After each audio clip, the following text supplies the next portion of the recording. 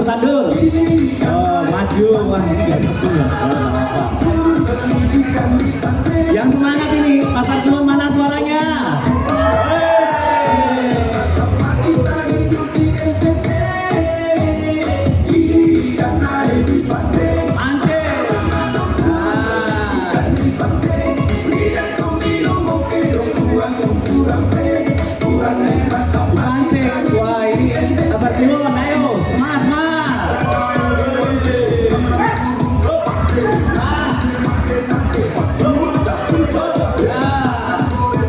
Dinilai sama Pak Camat ini senangnya ya.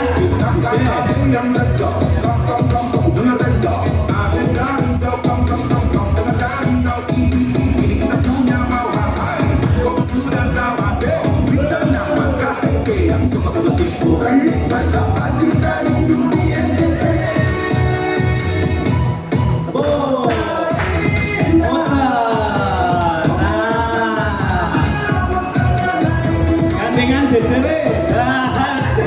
Oh, bawa-bawa ampun ya.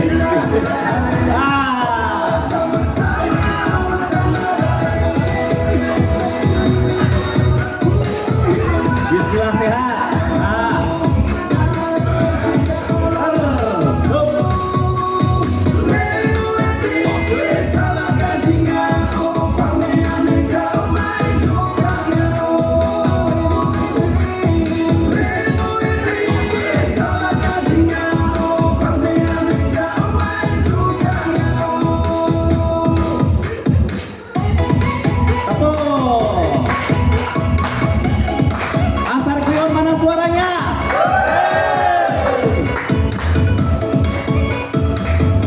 Sampan Putar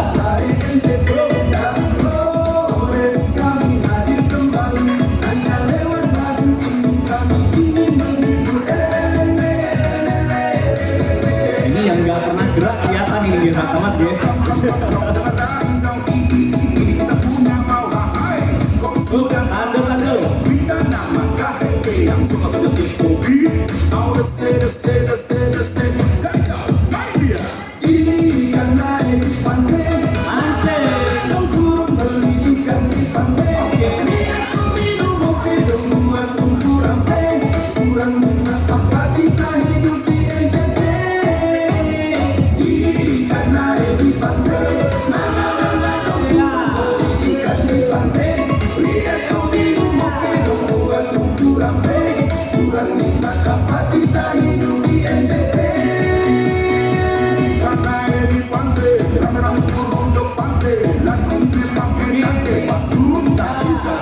Diangkat Bapak.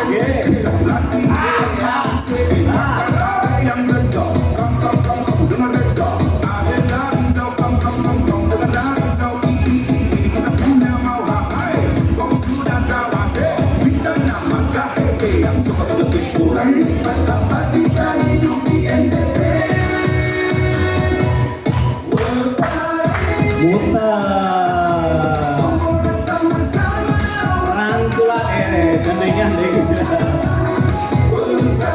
Kanan, kiri, kanan, kiri.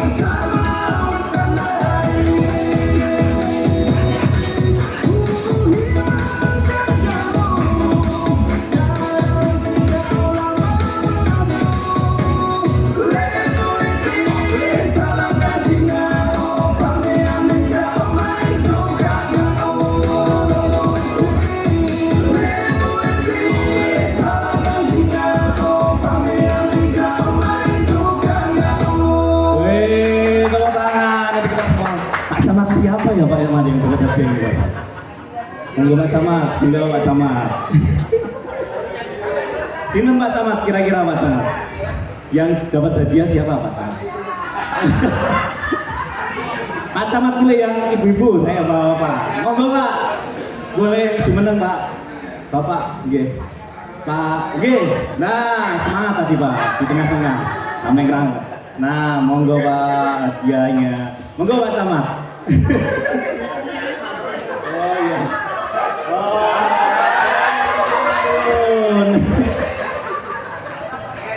Iya. bapak-bapak, ibu-ibu, ini kelihatan banget ini kayak Kecamatan Pasar Kliwon kurang geraknya ini.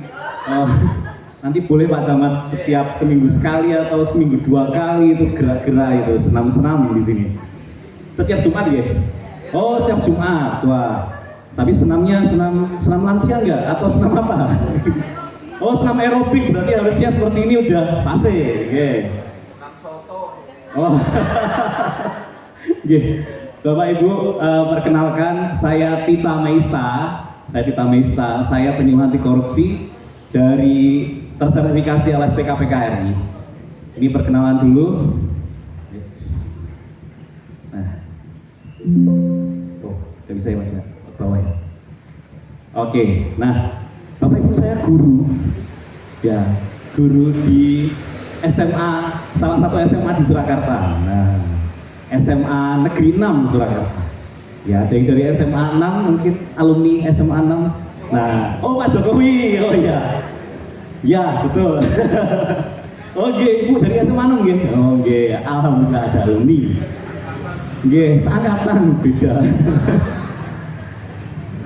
Saya salah satu instruktur dari LSPK PKRI terkait penyuluhan anti korupsi dan Lemhanas RI, dan itu salah satu CV saya. Jadi Bapak Ibu mungkin nanti bisa kita sharing ya. Kita saling sharing. Kalau di penyuluhan anti korupsi itu namanya master, saling panggilnya master. Itu singkatan dari kata masih terus belajar. Nah, jadi kami saling mengingatkan untuk masih terus belajar. Jadi kita di sini juga sama. Bapak Ibu sekalian boleh kita saling sharing. Ini materinya materi dibuat enak, dibuat gurih saja ya. Jadi kita nanti akan banyak bermain-main. Tapi nanti learning proses kita mulai dari menganalisis. Kenapa kok kita harus memberantas korupsi? Itu yang pertama. Lalu kemudian korupsi itu apa sih sebenarnya? Tipikor itu apa sebenarnya? Lalu kita ada aksi. Nah, ini nanti aksi, mumpung ada Pak Camat di sini, aksinya biar korupsi atau pencegahannya seperti apa, itu diberantas seperti apa di Kecamatan Pasar Kliwon. Itu harus ada aksinya. Kalau kita cuma menjelaskan sosialisasi tanpa aksi, sama aja, nggak ada tindak lanjutnya, sama aja. Jadi silahkan Bapak Ibu sekalian, kita pertama menganalisis, tahu tipikor itu apa, korupsi itu apa, lalu ada aksi. Jadi nanti kalau ada aksi, pasti SPI-nya Pasar Kliwon akan naik, seperti itu. Kita cek sini dulu.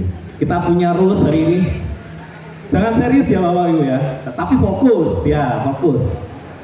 Nah, partisipasi aktif sama luruskan niat. Oke. Fokus Bapak Ibu, semuanya fokus. Yang pertama, kita nanti akan main bersama-sama. Nah, tapi ada rulesnya. Ini kita nge-game saja. Pokoknya yang di sini paparannya kelihatannya berat, tapi dibuat enak. Nah, kita ada main hari ini. Ada pertanyaan yang muncul, dipahami dulu. Nanti ada hadiah yang didapat. Oh, enak toh. Ada pertanyaan, nanti silahkan Bapak Ibu. Kan kemarin katanya Pak Camat sudah ada wirawiri OPD di sosialisasi terkait anti korupsi itu seperti apa, kemudian integritas itu apa. Nah, ini saya kayak daripada nanti menjelaskan lagi dari awal lagi. Nah, kita lihat apakah Pasar Kliwon bisa menjelaskan kembali apa yang didapat ilmunya kemarin. Nah, setelah hitungan ketiga, silahkan acungkan tangan, lalu baru jawab. Ketika jawabannya benar, dapat hadiah. Hadiahnya di sana, dapat hadiah. Pokoknya kita akan bagi-bagi mawar. Kita mulai dari pertama. Apa kepanjangan dari SPI? SPI ada yang tahu? Nah, boleh, Bapak. Sistem pengendalian internet. Sistem pengendalian internet. Bapak sebutan Bapak Ibu. Oh beda ini, beda itu Pak, beda acuan. Yang tadi Pak SPI tadi loh Pak yang ditampilkan di depan. Nah, monggo, nggih. Monggo Ibu, nggak sampai Ibu ke sini dulu. Pripun? Survei penilaian integritas. Leres Pak Camat? Leres. Monggo Ibu, dapat hadiah. Oh enak dong. Oh, cuman apa bener ya? Oh, kita cek. Nah, survei penilaian integritas Ibu Yuli. Matur suwun. Enak. SPI ini, survei penelitian. Kita nanti akan fokus di SPI, nanti akan dijelaskan oleh total Bapak Tek Freddy untuk yang SPI-nya, tapi kita akan ke materi dasaran korupsinya dulu. Sudah siap Bapak Ibu? Sudah dimulai dari Bu Yuli. Nah, ada yang tahu korupsi itu apa? Korupsi itu apa? Okay. Saya jawab enggak apa-apa. Udah. Korupsi itu apa menurut Bapak Ibu semuanya? Oh, enggak ada ini Pasar Kliwon ini. Ayo Pak Camat. Korupsi itu apa? Korupsi. Wah, ini yang Pasar Kliwon udah katanya kemarin udah sosialisasi. Korupsi niku napa nggih? Ada yang tahu? Monggo Ibu. Dipun Bu. Mencoba menjawab nih. Kalau korupsi itu definisinya luas ya, tetapi apa yang bukan menjadi hak kita kan bisa mengurangi baik dalam waktu, dalam mungkin juga hal-hal lain yang berupa kayak seperti gratifikasi atau dan lain sebagainya mungkin bisa masuk, ataupun juga seperti markup dan sebagainya. Jadi mungkin korupsi tidak hanya berupa uang, tetapi bisa juga waktu dan yang lainnya. Mungkin ngatur-ngaturnya. Korupsi itu tidak berupa uang tapi waktu dan lain sebagainya, memarkup kayak gitu ya Bu ya. Yang rugi siapa Bu? Ya tentunya kita sebagai penyelenggara pemerintah, kalau uang itu anggarannya dari pemerintah, kalau kita semuanya. Dan juga user. Ya user kalau dalam pelayanan masyarakat pastinya. Yang rugi masyarakat korupsi itu. Markup itu berarti gimana Bu? Markup ganti harusnya 50 juta jadi 150 juta di markup. Terus tadi dikatakan gratifikasi itu kayak gimana Bu? Enggak apa-apa, double nanti hadiahnya kalau tahu. Monggo. Gratifikasi karena kita dalam pelayanan kan tidak boleh menerima apapun. Gratifikasi bisa dalam bentuk makanan, barang, uang, dan itu tidak diperbolehkan kita menerima karena memang kita harus 0 rupiah dan melayani dengan tulus ikhlas. Terus. Tangan untuk Ibu Rus kita nggih. Atur suwun. Nah, Bapak Ibu, tadi ada banyak sekali yang disampaikan oleh Bu Rus Wita, tapi kita lihat definisi dari korupsi itu sendiri. Nah, ada banyak ya ternyata ya. Ada banyak sekali definisi korupsi, tapi yang paling kasar sebenarnya definisi korupsi itu nyolong. Orang yang nyolong korupsi. Korupsi apa? Ya itu tadi, merugikan karena merusak ya. Terus korupsi dari kata bahasa Latin corruptio itu dia rusak, busuk, menghancurkan. Nah, itu korupsi. Di sini ada KBBI juga, kalau misalkan dia buat keuntungan pribadi, jadi ngambil uang buat keuntungan pribadi, it's nyolong. Ya. Katanya hari Kamis kan pakai bahasa Inggris ya. Kita nanti pakai bahasa Inggris apa ya? Ya betul. Dari World Bank juga sama ya. Itu penyalahgunaan kekuasaan publik untuk keuntungan pribadi. Itu korupsi. Jadi Bapak Ibu sekalian, kalau di pelayanan misalkan ada di meja pelayan, Mas, tolong aku di DCE ya Mas ya. Nah, kira-kira nggak ngasih uang nih, nggak ngasih uang. Kira-kira itu termasuk korupsi nggak ya? Korupsi nggak kira-kira? Mas, tolong aku di DCE ya. Bahkan tonggo dewe, dah. Tolong di DCE lah, kan aku tonggo dewe. Kira-kira menurut Bapak Ibu semuanya korupsi nggak ya kira-kira itu? Korupsi kan nggak ngasih uang. Merugikan yang lain, betul. Jadi nggak cuma soal uang, nggak cuma soal waktu, tapi merugikan nggak itu buat orang lain kayak gitu. Tuh korupsi. Next, ada yang tahu yang menyebabkan korupsi itu terjadi itu apa? Boleh, siapa? Dari sisi sini lah, dari sisi sini, monggo. Gantian. Faktor penyebab korupsi, yang menyebabkan korupsi. Monggo Bapak Ibu Pasar Kliwon. Ini ada kelurahan yang datang ya. Nah, Lurahnya ada lurah yang mana saja biasa? Oh, oke bapak-bapak lurah, monggo bapak lurah. Ya, biar tahu, monggo Pak, Bapak Siswoko, monggo Pak.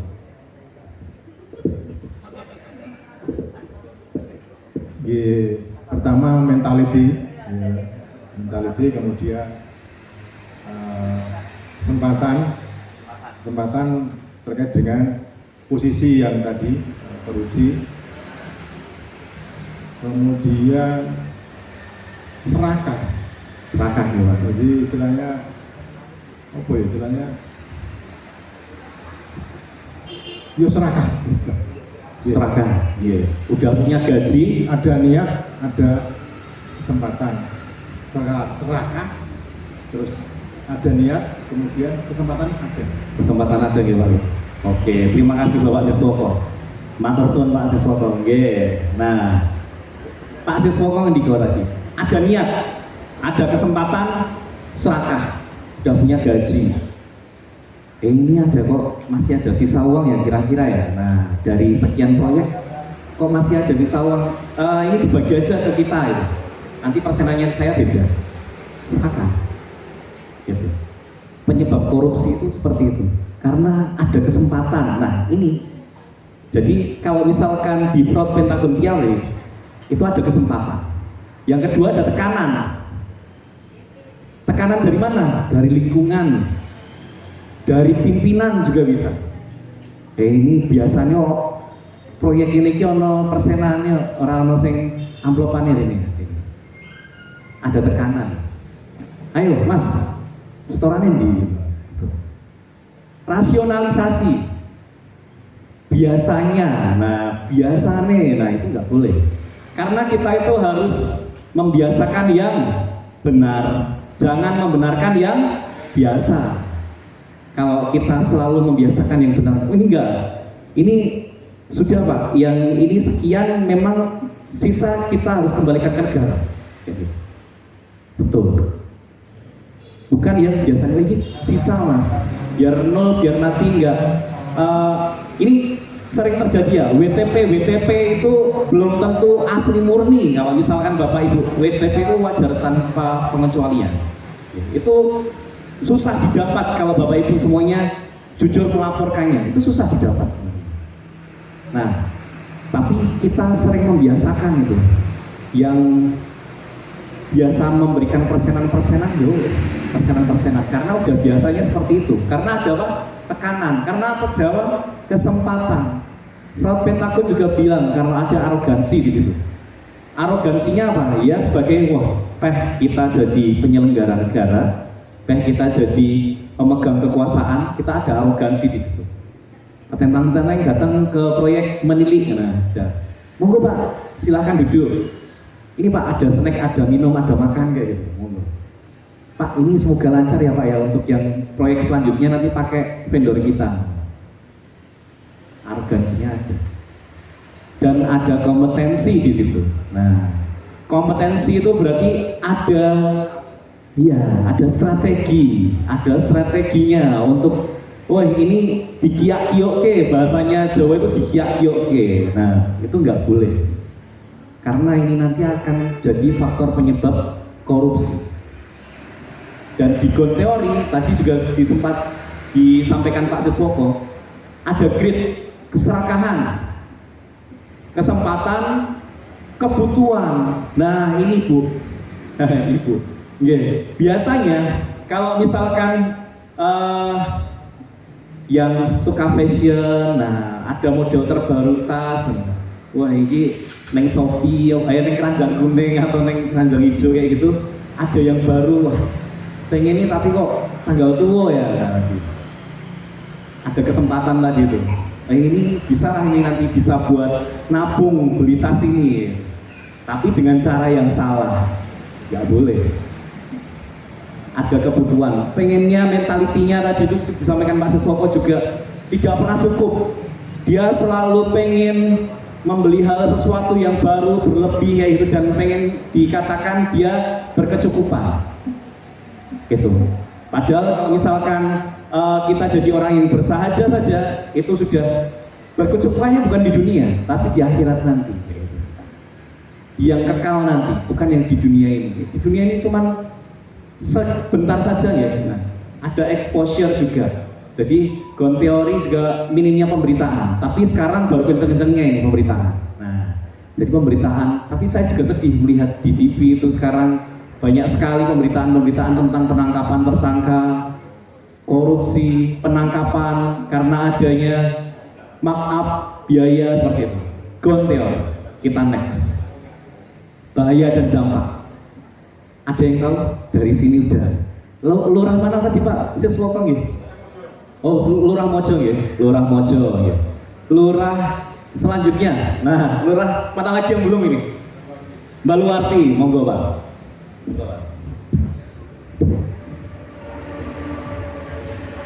Nggih. Bahaya dan dampak terjadinya korupsi. Bahayanya apa Pak kira-kira?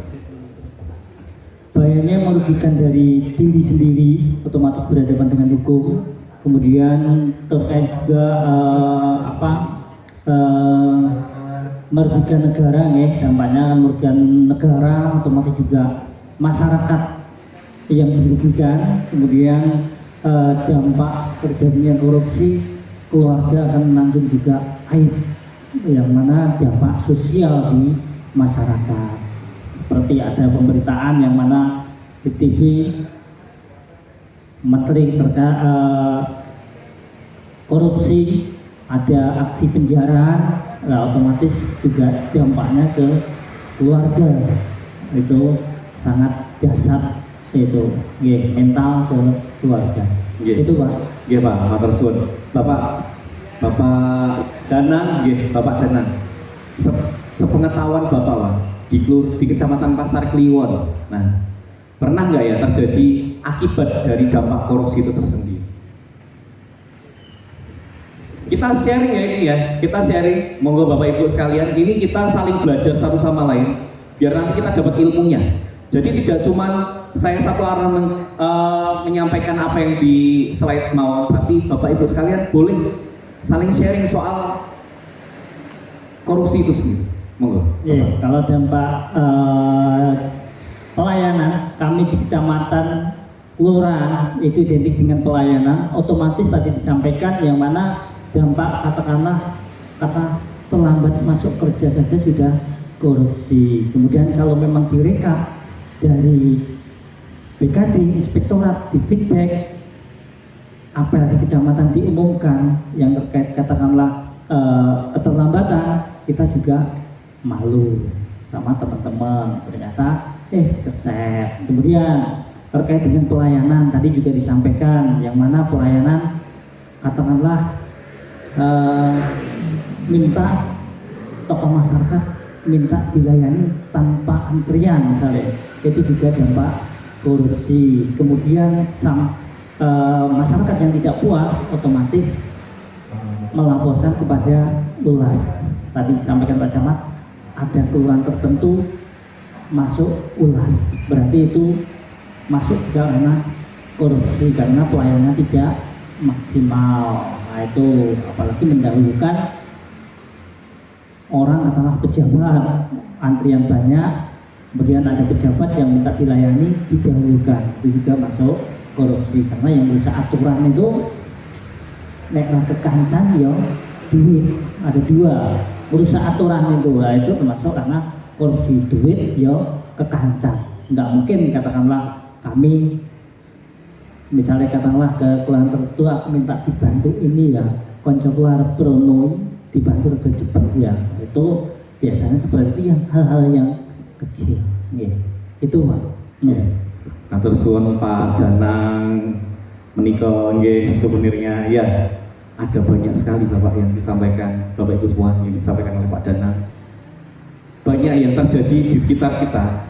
Dampak-dampak korupsi itu mulai dari tadi terlambat, terus direkap sama inspektorat, sudah jadi malu. Masa cuma jadi malu aja? Nah, nggak ada efek jerah lain. Kalau malu, kalau misalkan apa? Kalau dalam bahasa kasarnya apa nih? Rai gedeg ya. Nah, niku. Nah, ya udah, bakalan terus seperti itu. harus ada efek jerah lagi. Seperti apa? Contoh kalau misalkan dari provinsi misalkan terlambat untuk 1 alfa, dia ada TPP-nya dipotong seperti itu. Tap, kayak gitu. Nah, kurang tahu kalau misalkan di kecamatan atau di Pemkot sama gitu. Oh sama, gitu. Alhamdulillah. Berarti ada satu efek jerah yang maju. Seperti itu. Jadi tidak hanya malu saja, berarti ada satu efek jerah yang maju lagi. Terkait penghasilan juga pasti dipotong. Nah, dan banyak sekali sebenarnya Bapak Ibu semuanya. Mulai dari ekonomi, sosial, birokrasi, politik, penegakan hukum, pertahanan, kerusakan lingkungan. Ini semua dampak masif dari korupsi.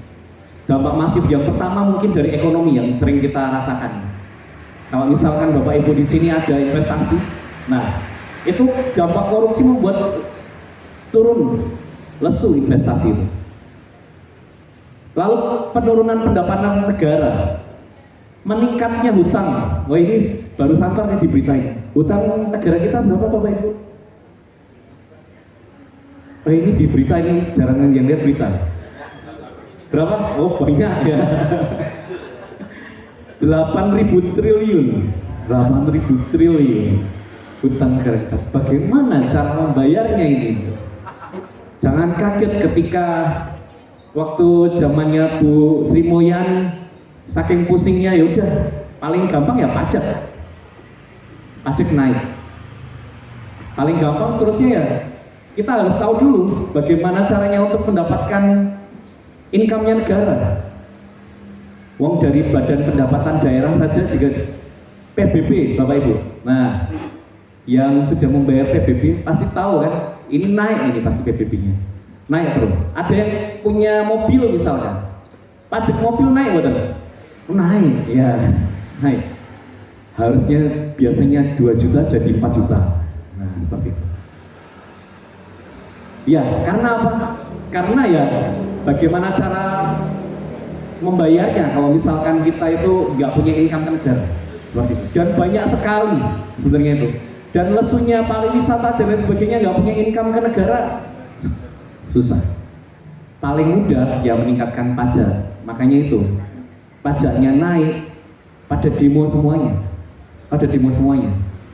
Ya karena ini hutangnya meningkat, tapi sayangnya itu kurang transparansi kemana hutangnya itu dialihkan.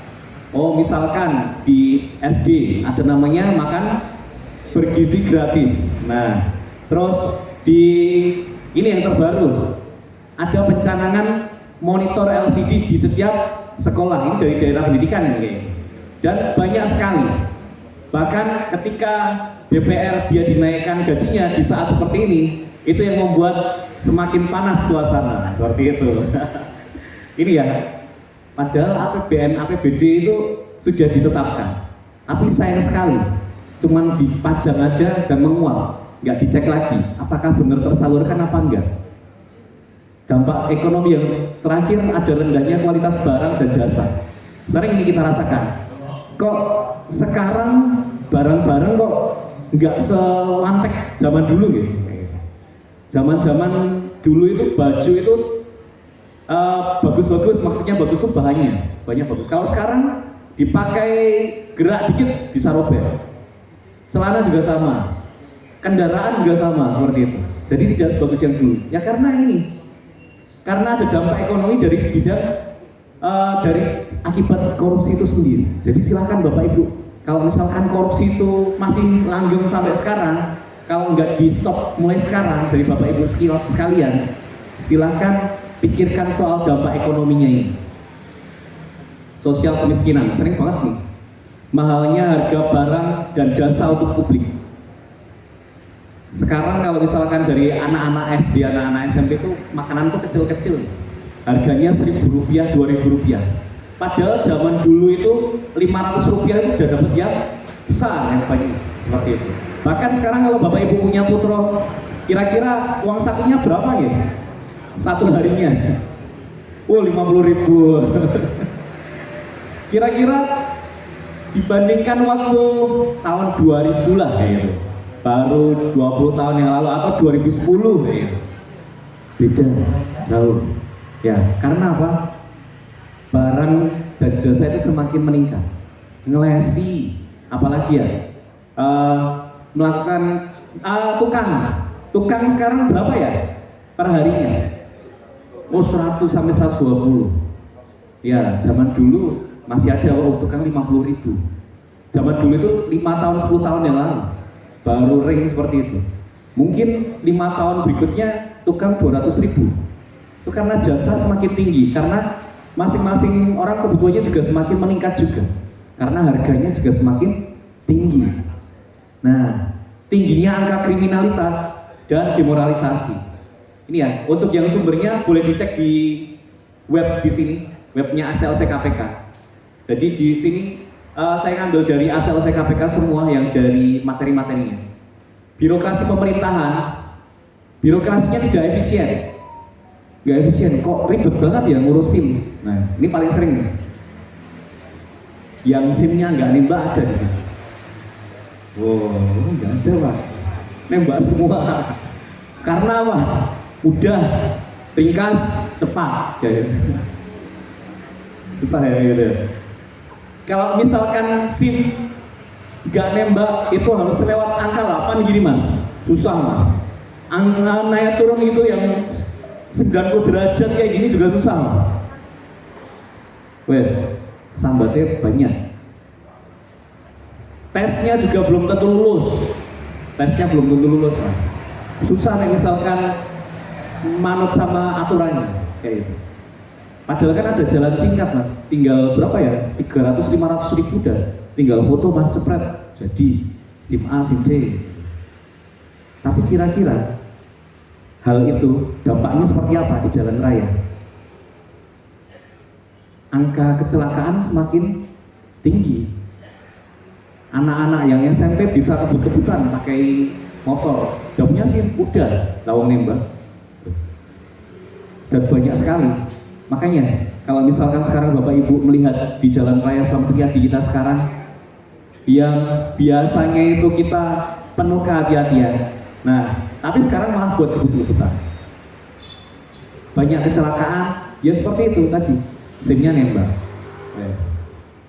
Matinya etika sosial dan politik, runtuhnya otoritas pemerintahan. Nah itu ya. Ada ini. Nah, tapi saya nggak mau bahas ini dulu. Yang lain saja. Bahaya. Politik dan demokrasi. Nah ya tuh, kepemimpinan korup dan dinasti politik. Nah ini nggak boleh. Munculnya plutokrasi atau kapitalis, ini juga nggak bisa untuk membuat negara itu maju. Jadi silakan Bapak Ibu. Akibatnya apa yang terakhir? Kepercayaan rakyat akan hilang. Ketika apa? Ketika terjadi seperti ini semua.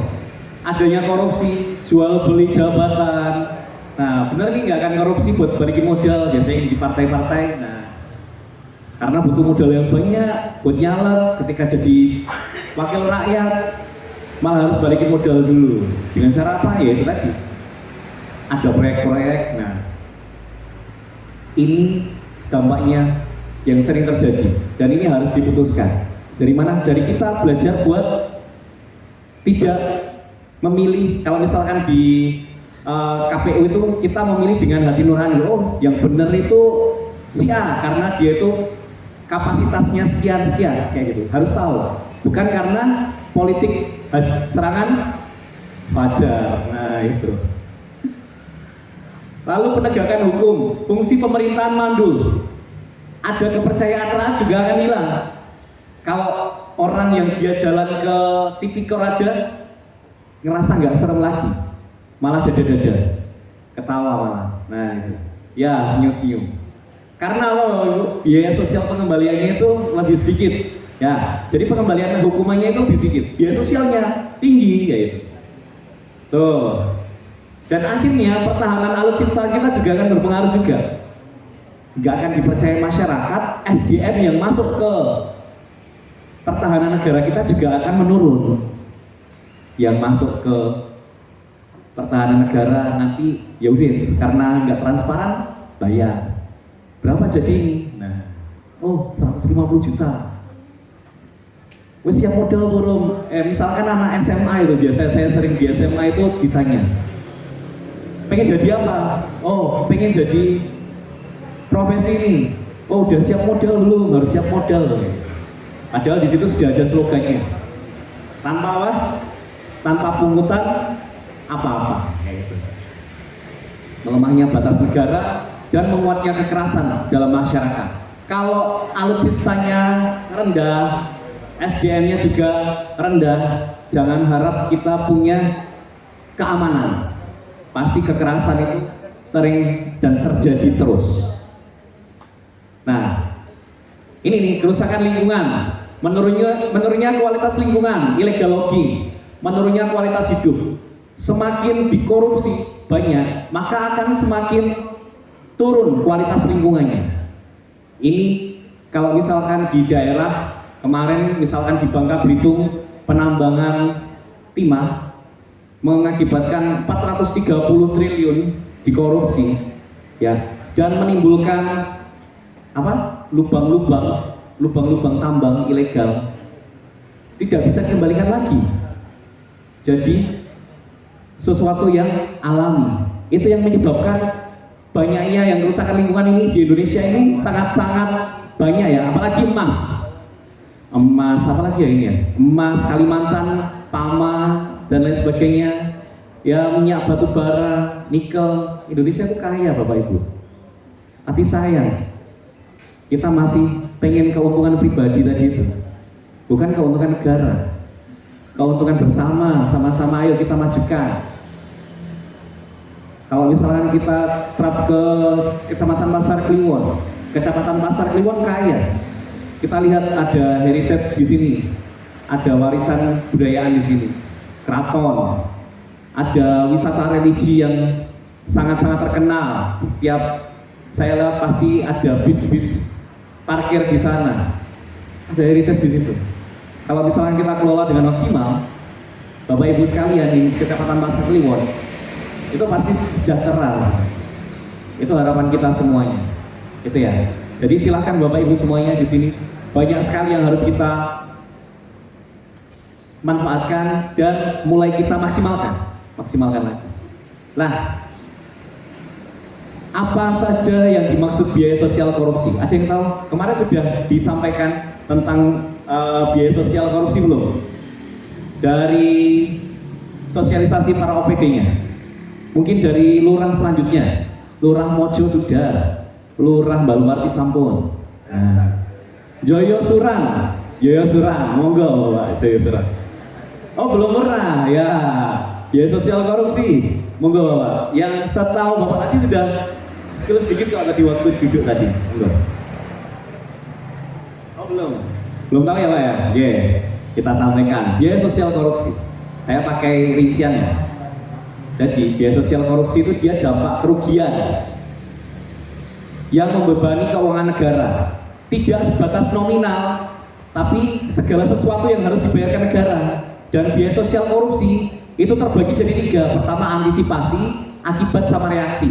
Kalau antisipasi itu dia misalkan ada biaya sosialisasi, operasional kayak gitu, biaya edukasi, kampanye, karena akibat dari korupsi itu sendiri. Dan akibatnya nilai kerugian korupsi termasuk pengaruhnya pada investasi, ini biaya akibatnya. Dan biaya reaksinya itu kalau misalkan kita mulai dari proses penyidikan sampai dia jadi tersangka, masuk ke penjara. Biaya sosial korupsi ini yang bayar negara, yang membiayai negara, padahal disebabkan oleh oknum. Nah, kita langsung ke angka. Kalau di angka seperti ini misalkan dari 4 kasus yang ditangani KPK, kehutanan, biaya sosial korupsi yang diakibatkan 923 miliar. Hukumannya hanya dikembalikan 1,7. Nah, ya perbandingannya 540 kali lipat. Jadi untung ya, karena nggak ada perampasan aset sama sekali. Untung banyak ya. Makanya pada seneng tuh. Kesehatan 75 miliar yang ketahuan. Nah, yang ketahuan karena alat-alat belum tahu ya Pak ya. Sampai saat ini juga masih dalam proses yang 19 miliar dikembalikan. Perbandingan persennya perbandingan kali lipatnya 3,9. Perdagangan dan transportasi ini baru 4 kasus ya, 4 kasus. 4 kasus bukan satu kementerian, tapi 4 kasus saja. Dikembalikannya sama biaya sosial korupsinya, besar biaya sosial korupsinya. Yang ditanggung negara bagian sini, biaya sosial korupsi. Ini ditanggung orangnya. Nah, makanya kenapa kok koruptor itu merajalela di Indonesia? Karena kita nggak ada perampas asetnya. Perampas asetnya nggak ada. Harusnya ya dikembalikannya ya segini mas. Tapi kok segini? Ya karena memang dari undang-undang seperti itu. Nggak ada perampasan asetnya, nggak ada. Harusnya sekian. Karena harusnya dirampas semua asetnya, dikembalikan ke negara buat bayar yang ini. Tapi nggak bisa. Kita terbatas sama hukum HAM. Tidak boleh memiskinkan individu dalam sebuah negara. Seperti itu. Tapi ini baru, makanya kita kawal terus 17.8. Kita kawal terus di berita itu 17.8. Semoga RUU perampasan aset disahkan dan akhirnya ya dikembalikannya sesuai. Bukan sesuai kemampuan, tapi sesuai apa yang dirugikan ke negara ini. Agak miris sebenarnya yang terjadi di Indonesia seperti itu. Bahkan di luar negeri koruptor ada yang sampai dihukum mati juga kayak gitu. Nah, yang ini indikator keberhasilan, Bapak Ibu kemarin sudah diinformasi tentang keberhasilan pencapaiannya. Mungkin ada yang tahu indikator keberhasilannya ya, masih ada sisa 5 hadiah misalnya. Nah, ada yang tahu indikator keberhasilan pemberantasan korupsi di Indonesia? Ada 3. Oh ini nggak ada yang tahu. Lurah selanjutnya. Lurah Joyosuran sudah, Lurah Kedung Lumbu. Oh Gajahan, monggo Bapak. Oh ada Gajahan. Wah ini. Oh tidak boleh ya Pak ya. Indikator keberhasilan korupsi Bapak Ibu semuanya. Kita cek ya. Ada 3. Kita nanti sambil belajar sambil menjelaskan nanti ke masing-masing OPD. Yang pertama ada IPK, Bapak Ibu. IPK itu dari Transparency International. Kemudian dari KPK ada SPI, yang Bapak Ibu baru ikuti, itu SPI. Kemudian ada IPAK dari BPS. Nah, ini indikatornya ada 3 ini. Jadi kalau misalkan Bapak Ibu sekarang jadi responden dari SPI, langsung dijawab mau. Nanti akan dijelaskan langsung dari inspektorat terkait SPI. Saya akan jelaskan sedikit tentang CPI atau IPK. IPK sendiri itu dia dari Transparansi Internasional, dikumpulkan oleh 12 institusi terkemuka di ranking 1 sampai 100. Dan Indonesia di 10 tahun terakhir ada di skor 37. Padahal 2019 kita skornya 40. Semakin ke angka 100, semakin tinggi skornya, maka semakin bersih negara tersebut dari korupsi. Kita padahal udah sampai ke 40. Tahun 2010 turun.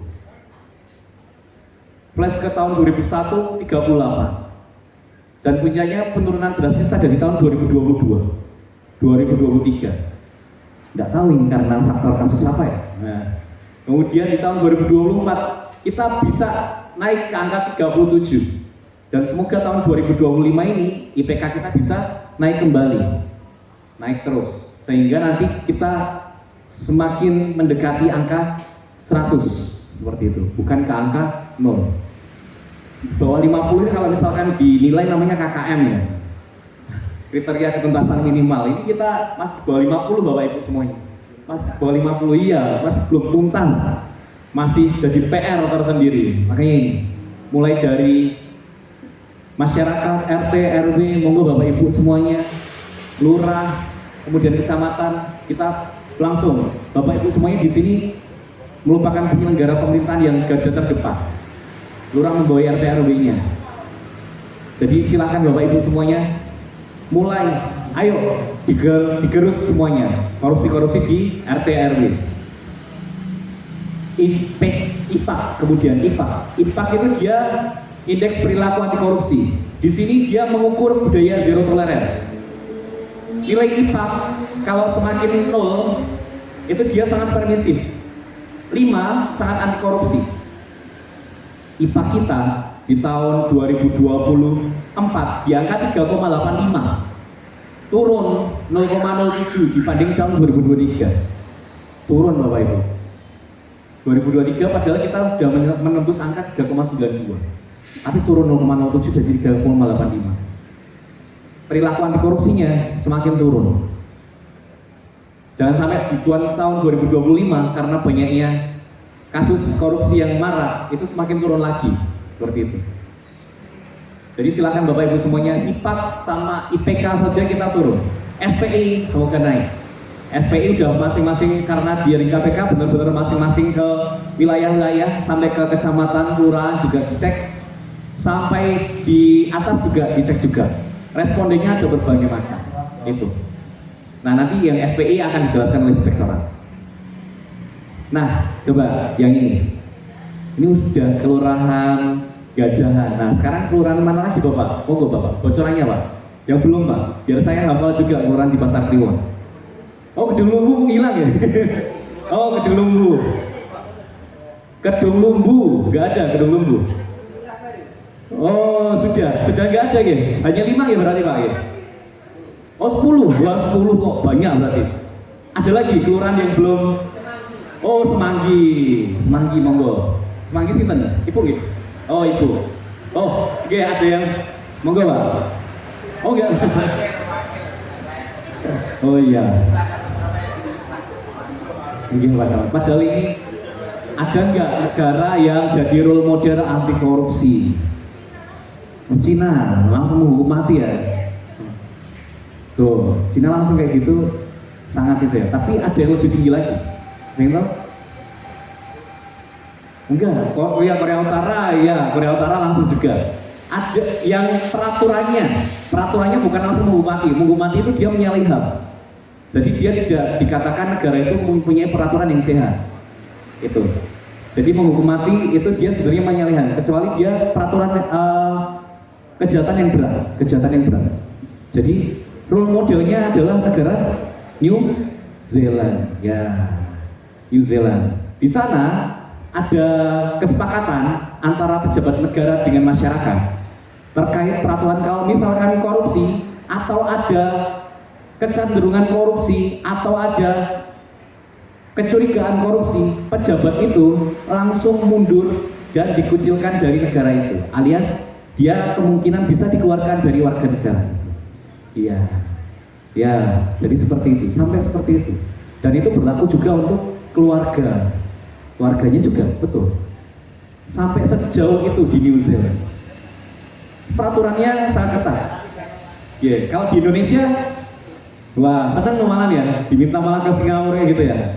Tapi nggak terhormat jadi warga negara itu. Bahkan dia tidak bisa jadi warga negara lain juga, susah. Tapi role modelnya banyak sekali ya, tokoh nasional yang jadi role modelnya. Nah, contohnya teman-teman? Ini kita. Tuh, ada yang tahu? Niki sinten? Wah, ini nggak terkenal, padahal ini menteri nih. Jadi nama jalan di mana-mana. Nah, sinten Pak? Ya, siapa Pak? Insinyur Stangi Pak. Oh, pahlawan. Insinyur Stangi betul. Siapa Pak? Insinyur Stangi itu Pak. Insinyur Stangi betul. Enggak Pak? Insinyur Stangi. Yeah, betul. Iya, jalan di UNS. Beliau mantan Menteri PU. Oke. Listriknya pernah dipadamkan, nggak mampu bayar. Menteri loh. Rumah nyicil saat pensiun itu juga. Nah, ya rumahnya sering bocor. Bahkan beliau sering pindah-pindah rumah.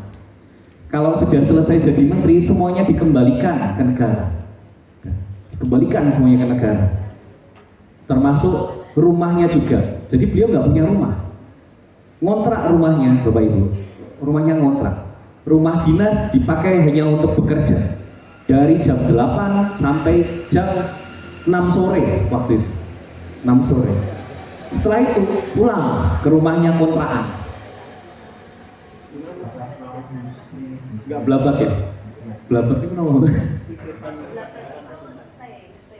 Oh enggak dipakai untuk tidur karena itu untuk keperluan pribadi kalau misalnya untuk tidur. Ya, terus habis itu anak-anaknya tidak boleh untuk di situ. Ini untuk kerja. Silahkan kalau misalkan ada kan mobil dinas untuk yang menteri. Nah, beliau memilih untuk karena dekat, cuma dekat saja kok. Cuma 10 kilo jaraknya dari kontrakan ke rumah dinasnya. Nah, itu hanya 10 kilo. Tapi beliau memilih naik sepeda. Ini menteri PU. PU harusnya itu pekerjaan umum banyak sekali ya proyeknya. Nah, harusnya banyak juga persen-persenannya. Tapi beliau sampai akhir hayatnya masih dikenal sebagai menteri yang paling bersahaja. Gitu. Makanya dikenang di semua jalan, di semua kota pasti ada namanya Jalan Insinyur Sutami ini. Nah, saya punya tampilan dari Najwa Shihab, boleh kita simak sama-sama ya. Teman-teman, pernah kehilangan dompet, handphone, laptop, atau benda berharga lain? Yang ada di kepala kita pasti hanya berharap emas dan tidak dicuri. Apabila ia jatuh atau ketinggalan, kita berharap orang yang menemukan adalah orang paling putih hatinya di dunia. Semoga orang baik, semoga orang jujur. Itu kan yang berkali-kali kita ucap dalam hati. Bahkan hati kita terkadang berpaksa berkata, semoga orang berpunya yang menemukan. Seakan-akan yang berpunya pasti lebih bersih hatinya. Kadang kita juga menciptakan skenario sendiri. Andai ada di posisi orang yang menemukan, pasti dikembalikan. Dia pasti dikembalikan untuk apa mengambil hak milik orang lain. Tapi sepercaya diri apapun kamu dengan level kejujuran, mungkin kamu tidak pernah menggalaukan sejauh cerita-cerita.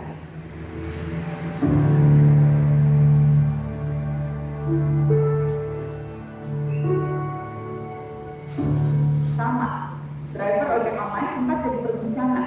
Salah satu postingannya di akun Twitter bercerita salah satu penumpang yang tak sengaja meninggalkan kresek hitam di jok motor saat diangkut. Tak disangka isinya uang kisaran 80 juta rupiah. Sadar itu mungkin uang untuk kebutuhan besar, Tama segera kembali ke rumah sakit berkeliling sampai 2 jam demi mencari penumpang lain. Dan akhirnya udah, selesai. Salaman. Dia bilang, makasih ya mas udah bantuin. Saya juga harus, saya bilang aduh begitu. Makasih udah bantuin. Tetap jadi orang seperti ini mas.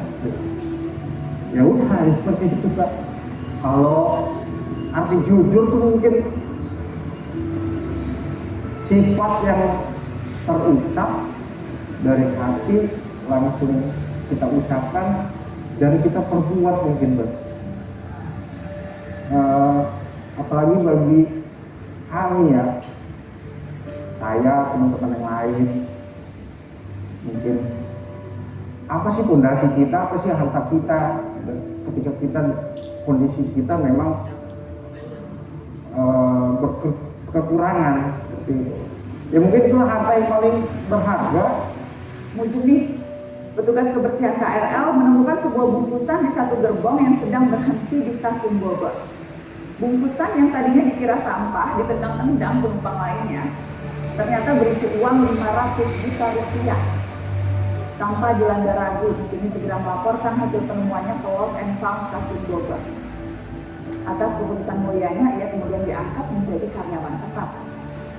Ya, saya dikasih nasihat sama kakek saya kalau mau kerja jujur, ya harus istilahnya benar, ya harus jujur gitu. Jangan ngambil barang orang. Kalau dibilang jujur, semua pasti jujur Bu gitu. Ya mungkin istilahnya karena saya begini menjadi istilahnya motivasi buat teman-teman sekarang gitu Bu. Yang nggak ada istilahnya terbesit buat ngambil barang orang Bu. Halimah, petugas cleaning service di Bandara Soekarno-Hatta, memungut sebuah dompet yang berisi cek dengan nilai fantastis 35 miliar rupiah. Halimah memilih untuk menyerahkannya ke petugas yang berwenang persis sesuai SOP dari profesinya. Selain menerima apresiasi finansial, Halimah diganjar promosi jabatan menjadi supervisor. Jadi kalau kita melihat dan menemukan sekecil apapun benda ataupun barang yang memang bukan itu punya kita atau hak milik kita, itu tidak boleh mengambilnya gitu. Karena itu kan bukan hak kita pribadi. itu kan punya hak orang lain. Jadi kita harus melaporkannya ke pihak yang berwajib atau security yang bertugas pada hari itu. Karena jujur itu adalah suatu fondasi di dalam diri kita, gitu. Jadi siapapun itu harus namanya ditanamkan rasa kejujuran. Manfaatnya dari kejujuran itu banyak ya Mbak. Kita punya rasa aman atau nyaman, terus kita bekerja juga enak gitu kan, enjoy. Karena kan kejujuran itu memang harus tumbuh dari diri kita gitu. Kalau dari diri kita nggak ada rasa punya kejujuran, gimana kita mau contohkan yang baik gitu Mbak. Jadi memang itu dari diri kita sendiri Mbak, jujur itu.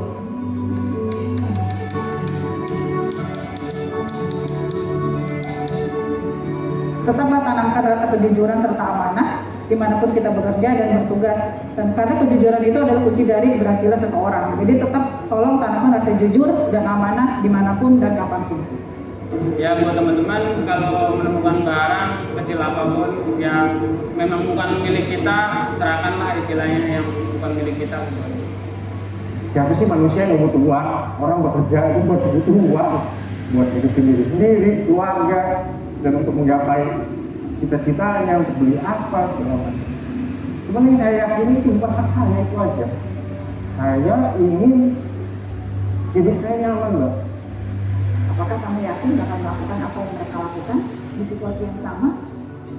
Setiap mulut bisa sesumbar, tapi kejujuran atau integritas hanya bisa dinilai ketika peluang untuk tidak jujur itu tiba di hadapannya. Semakin besar peluangnya, semakin diuji kejujuran itu. Dan tadi adalah kisah-kisah mereka yang lolos ujian itu dengan nilai A. Yang tidak lolos, banyak. Itu alasan kenapa hari anti korupsi masih harus kita peringati setiap tahun. Banyak definisi tentang kejujuran. Salah satu yang tersingkat, bersikap benar meski tak dilihat orang lain. Absennya hal sederhana ini yang turunannya kita kenal sebagai suap, penggelapan, markup, penyelewengan anggaran, pungutan liar, dan modus korupsi lainnya. Mirisnya, koruptor bahkan juga mengambil benda-benda yang tidak pernah kita hilangkan ketika orang-orang bahkan melihat, ketika orang-orang bahkan sudah memasang prasangka. Selamat Hari Anti Korupsi teman-teman. Bukan tidak mungkin akan tiba giliran kita yang diuji.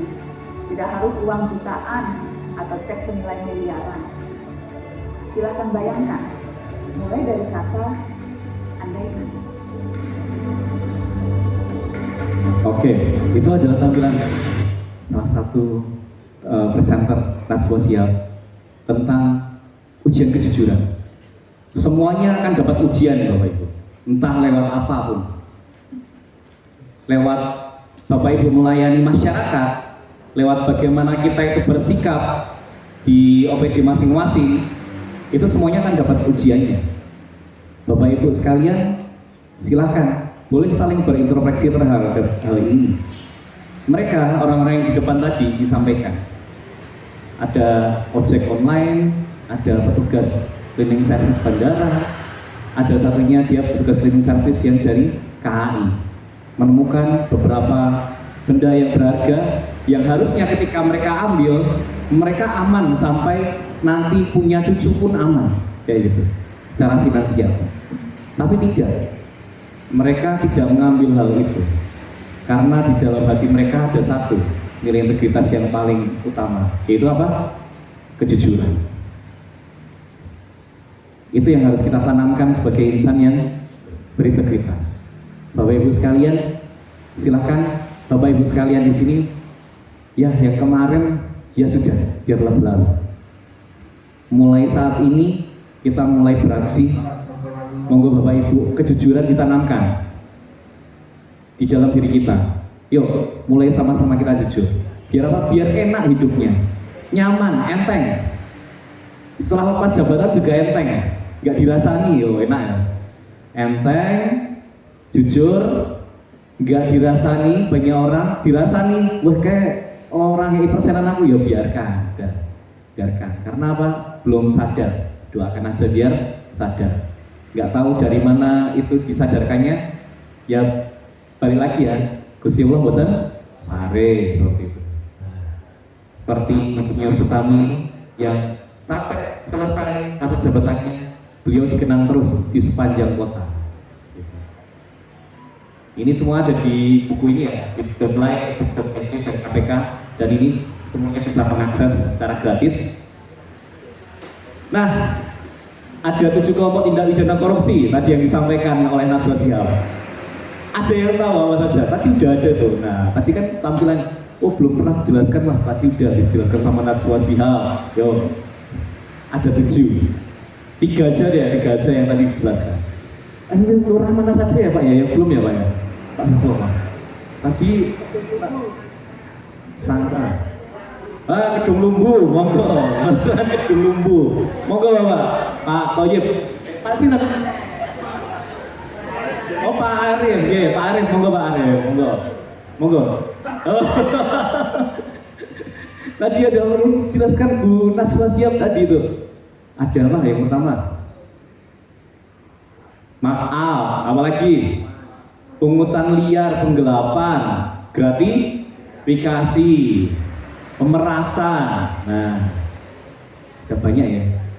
Ada 7 kelompok yang merugikan negara, suap penyuap, gratifikasi, penggelapan dalam jabatan, perbuatan curang, pemerasan, dan benturan kepentingan. Coy, ini yang paling sering, conflict of interest. Jadi beberapa ini ada semuanya sebenarnya. Kalau saya jelaskan satu persatu mungkin nanti bisa seharian ini. Dan ini merupakan 7 kelompok tindak pidana korupsi, tipikor semuanya. Masuk ke sini. Ada undang-undang yang mengatur, ada sudah semuanya, dan ada hukumannya. Tapi balik lagi ke tadi biaya sosial korupsi. Hukumannya tidak sebanding dengan apa yang sudah diperbuat. Sayang sekali itu. Nah, kita next dulu aja ya. Untuk yang di sini yang paling sering. Bedanya suap gratifikasi sama uang pelicin, Bu. Wah, ini harus banyak disosialisasi di terkait ini. Gratifikasi, ngasih.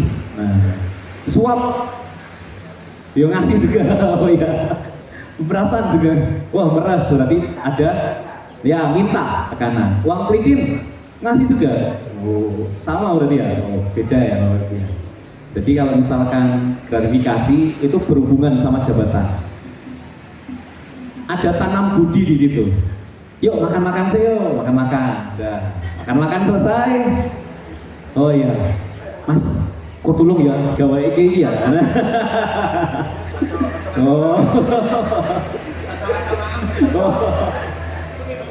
Nah, ini apa ya ini ya maksudnya ya kok makan-makan tiba-tiba ya, nah itu. Oh ya. Tidak membutuhkan kesepakatan, itu yang paling mudah Bapak Ibu ya, paling mudah. Tapi kalau misalkan hal seperti itu dibiasakan terus kan nggak bagus ya. Nah, contoh pengusaha memberi hadiah kepada PNS karena merasa terbantu dalam urusan perizinan, misalnya. Suap, transaksinya ada. Jadi ada transaksinya. Dilakukan dengan cara tertutup. Mas ini sih. Nanti ini ya, buat gampang, biar dapat proyeknya mudah. Pakainya vendor saya aja. Suap. Pemerasan, berarti maksa. Pemerasan maksa. Ini. Lalu kemudian uang pelicin. Ini sebenarnya masuk kategori suap. Tapi dia untuk mempercepat proses pelayanan publik. Seperti yang tadi SIM tadi, soal nembak. Ini ya. Jadi silahkan Bapak Ibu sekalian dipahami terkait gratifikasi suap, pemerasan dan uang pelicin. Ini semua masuk ke dalam tindak pidana korupsi. Sebenarnya kalau misalnya di gratifikasi itu ada, bahkan ada sekarang yang terbaru gratifikasi legal dan non legal. Tapi semua gratifikasi sebenarnya nggak bagus, nggak baik kayak gitu. Walaupun itu dibolehkan uang negara, kalau misalkan kita mengambil dengan catatan kita jadi ada di jabatan kita, itu termasuk nggak baik buat kita. Segala apapun yang masuk ke dalam tubuh kita kalau itu nggak bagus, maka akan jadi sesuatu yang nggak bagus juga buat kita dan keluarga kita. Itu yang harus kita yakini semuanya. 3 strategi pencegahan korupsi di Indonesia dari KPK sendiri mencanangkan ada 3 sula: pendidikan dan pencegahan.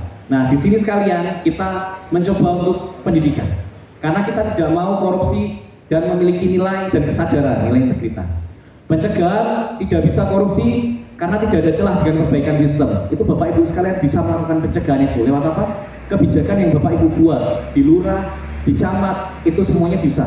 Silakan Bapak Ibu buat surat edaran terkait anti korupsi, menolak gratifikasi, Bapak Ibu semuanya bisa melakukan di sini pencegahan. Penindakan itu nanti KPK dan polisi yang membuat itu penindakan. Bapak Ibu, kita pendidikan dan pencegahan kita tanamkan mulai dari sekarang.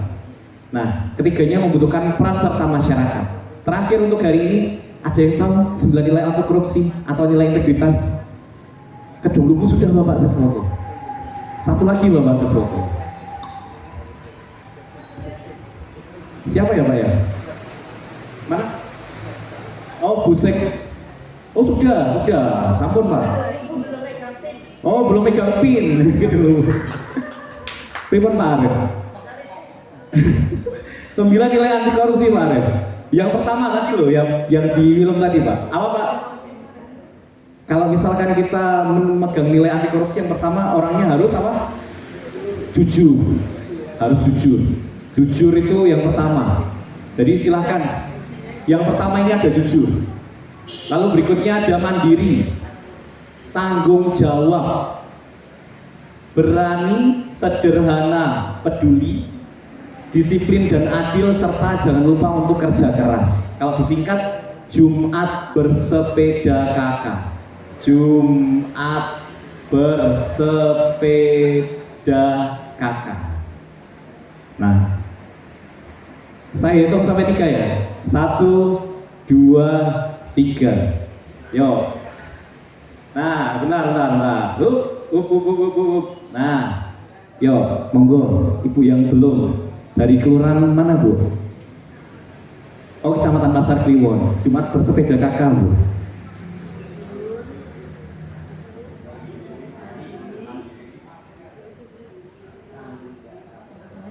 Oh iya.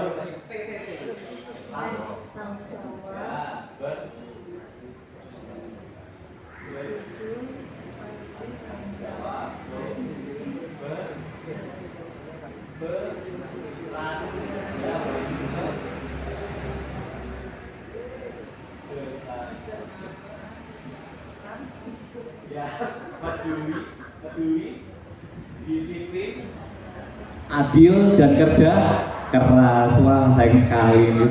Iya, ada yang bisa menjelaskan jujur, mandiri, tanggung jawab semuanya Jumat bersepeda kakak yang lengkap 9-9-nya yang sudah hafal?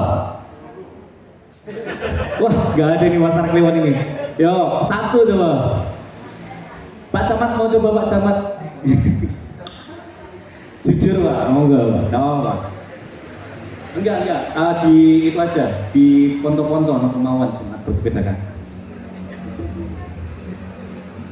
Jumat bersepeda kakak ya. Jujur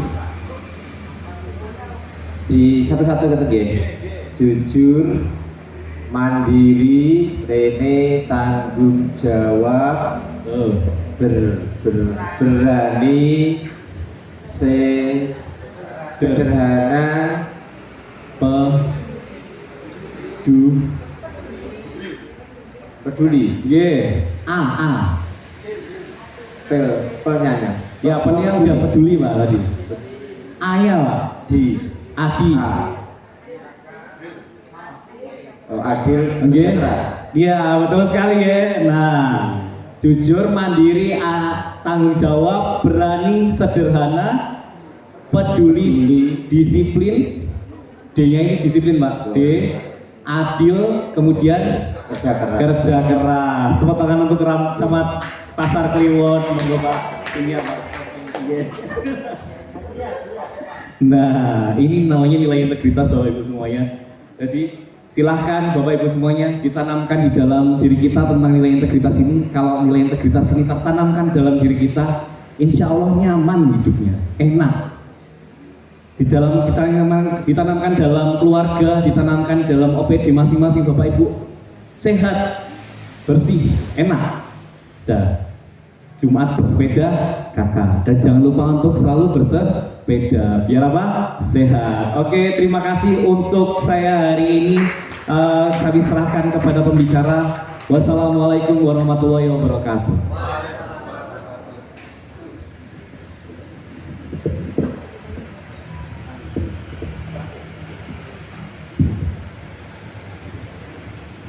Terima kasih kepada Bapak Tita Maesta SPD MPD yang telah menyampaikan materi. Selanjutnya kita memasuki sesi tanya jawab. Kepada Bapak Ibu yang ingin bertanya.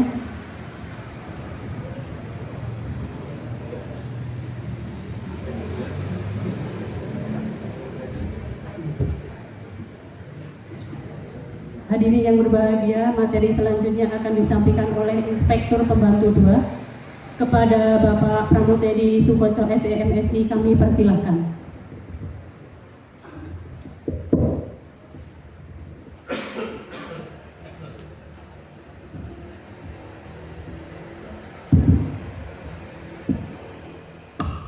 Bismillahirrahmanirrahim. Assalamualaikum warahmatullahi wabarakatuh. Masih semangat luar biasa. Di Pasar Kliwon ini rasanya mulai omah dewe. Ini sebelah saya di RW 2 di depan kelurahan.